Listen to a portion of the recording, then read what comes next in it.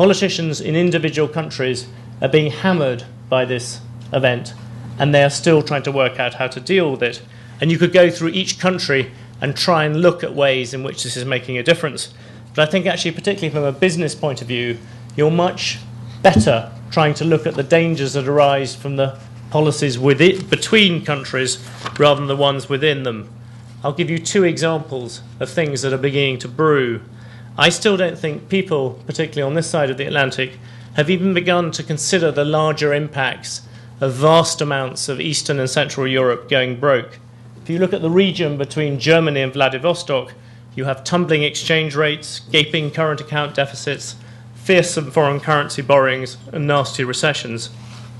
This is a third world crisis from the third world debt crisis from the 1980s and 1990s, and the people who are going to have to pay are the rest of Europe. Many Germans, French, and British are beginning to get livid. Not only did that mythical Polish plumber steal your job, but now he wants you to come and bail him out to save your savings too. And what will that do to the euro, the single market, and the enlargement? And somewhere behind that all is the question which we were discussing earlier about Russia. We have spent most of the time I've been editor of The Economist being deeply worried by the idea of a strong Russia. There was one moment where I went to go and see Tony Blair, and as I left, he said, "What's on your cover?"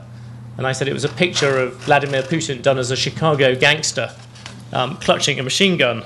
And Blair looked rather nervous and said something like, "Crikey, rather you than me." At which point I tried to remind him that he was meant to protect me rather than the other way around. But the point is that has now changed. The danger now, I think, is of a weak Russia. What about a Russia coming apart?